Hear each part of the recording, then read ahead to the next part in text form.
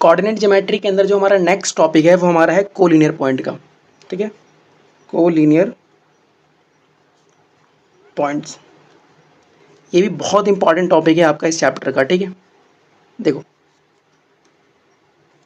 अगर मैं आपको 3 पॉइंट देता हूँ, मान लो मेरे पास 3 पॉइंट हैं ए, बी और सी। मुझसे किसी ने कहा कि बताओ क्या ये तीनों के तीनों पॉइंट कोलिनियर हैं,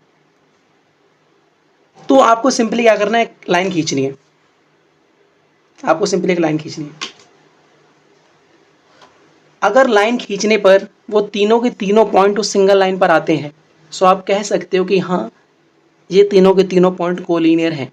सो यहाँ मैं कह सकता हूँ कि yes, A, B and C are collinear. समझ में आया कि नहीं आया? अब मैं आपको अगेन 3 पॉइंट देता हूँ। मान लो मैंने आपको एक पॉइंट दिया ए, मैंने आपको एक पॉइंट दिया बी और मैंने आपको एक पॉइंट दिया सी। अब अगर मैं आपसे पूछता हूँ क्या ये तीनों के तीनों पॉइंट कोलिनियर हैं, तो साफ साफ दिख रहा है कि ये तीनों पॉइंट कोलिनियर नहीं है। क्यों? क्योंकि अगर मैं एक सिंगल लाइन ड्रॉ करता हूँ, सो ये तीनों के तीनों पॉइंट एक लाइन पर नहीं आएंगे। सो यहाँ पे क्या हो गया, no points A, B and C are not collinear. ठीक है, ये हो गया। ये सबसे आसान मेथड होता है किन्हीं भी पॉइंट को कोलिनियर शो करने का, ठीक है। लेकिन क्लास 10th के अंदर जो आपको क्वेश्चंस आएंगे कोलिनियर पॉइंट के, आपको इस तरह से नहीं करना।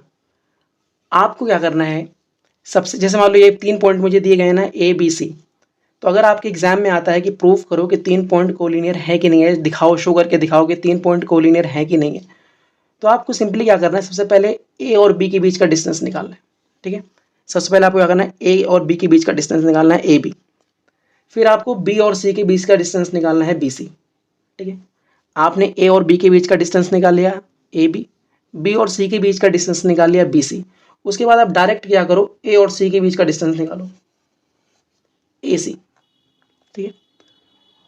उसके बाद आप ध्यान से देखो, अगर ए और बी के बीच का डिस्टेंस प्लस बी और सी के बीच का डिस्टेंस करने पर ए और सी का डिस्टेंस आ जाए, तो इसका मतलब तीनों पॉइंट कोलिनियर हैं।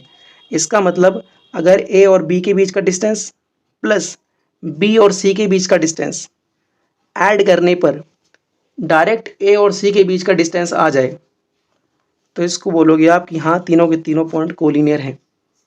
और अगर ए से बी का डिस्टेंस प्लस बी से सी का डिस्टेंस ऐड करने पे वो आपका बराबर ना आए डायरेक्ट ए और सी के बीच के डिस्टेंस की, सो आप कह सकते हो कि तीनों पॉइंट यहाँ पर कोलिनियर नहीं है।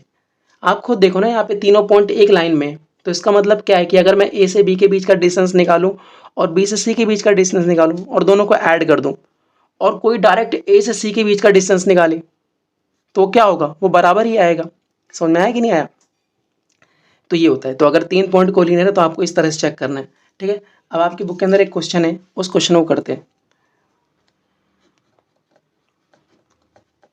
हमें 3 पॉइंट दिया गया है। पहला पॉइंट है 1, 5, दूसरा पॉइंट है 2, 3 और तीसरा पॉइंट है -2, 11। हमसे चेक करने के लिए कहा गया है कि चेक करो क्या ये तीनों के तीनों पॉइंट कोलिनियर है कि नहीं है। सबसे पहले मैं इस पॉइंट को मान लेता हूँ ए, इस पॉइंट को मान लेता हूँ बी और इस पॉइंट को मान लेता हूँ सी। अब अगर ये तीनों के तीनों पॉइंट एक लाइन में होंगे, अगर ये तीनों के तीनों पॉइंट एक लाइन में होंगे, मतलब अगर ये तीनों के तीनों पॉइंट कोलिनियर होंगे, सो ए और बी के बीच का डिस्टेंस प्लस बी और सी के बीच का डिस्टेंस का जो सम आएगा वो डायरेक्ट ए और सी के डिस्टेंस के बराबर आएगा। अगर ऐसा हो जाता है सो मैं कह सकता हूँ कि ए बी सी कोलिनियर है, और अगर ऐसा नहीं होता सो मैं कह दूंगा कि तीनों पॉइंट कोलिनियर नहीं है। सबसे पहले मैं क्या करता हूँ, ए और बी के बीच का डिस्टेंस निकालता हूँ। सो ये मेरा पॉइंट ए है, ये मेरा पॉइंट बी है।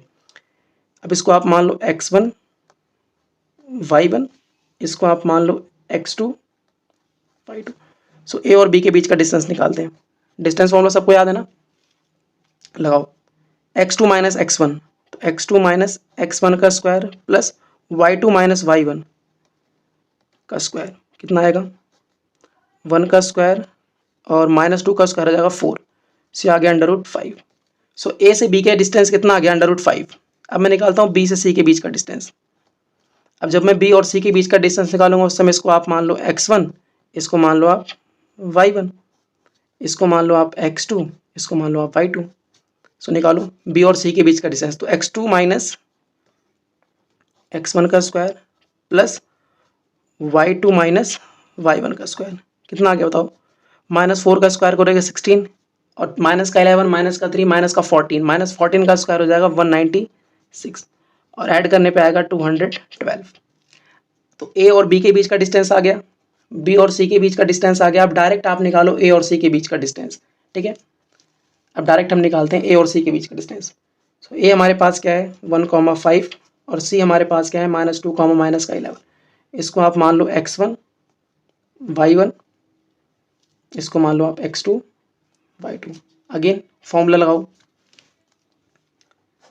x2 माइनस x1 का square plus y2 minus y1 का स्क्वायर।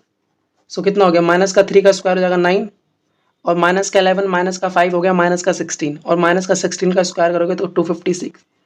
तो ये आ गया 265। और दूर दूर से कहीं भी अगर आप A B plus B C करो तो कितना आएगा बताओ, √5 प्लस इसकी वैल्यू कितनी आई थी 212। ठीक है, ये आपका ए से बी प्लस बी से सी की वैल्यू ये आई। और डायरेक्ट ए से सी की वैल्यू कितनी है, ए से सी के बीच का डिस्टेंस कितना है √265। और दूर दूर से आप देख लो कि A B plus B C जो है वो आपका बराबर नहीं है ए सी के। ठीक है, मतलब ए से बी का डिस्टेंस प्लस बी से सी का जो डिस्टेंस है वो आपका ए और सी के बीच के डिस्टेंस के बराबर नहीं है। तो इसका मतलब ये तीनों के तीनों पॉइंट कोलिनियर नहीं है। समझ में आया कि नहीं आया? क्योंकि अगर ये तीनों पॉइंट एक लाइन में होते, अगर ये तीनों के तीनों पॉइंट एक लाइन में होते सो यहाँ से यहाँ तक का डिस्टेंस प्लस यहाँ से यहाँ तक का डिस्टेंस बराबर होता यहाँ से यहाँ तक के डिस्टेंस से। ठीक है, सो बस इसका आंसर आ गया no, points are not collinear. ठीक है, सो ये आपको ध्यान रखना। ठीक है।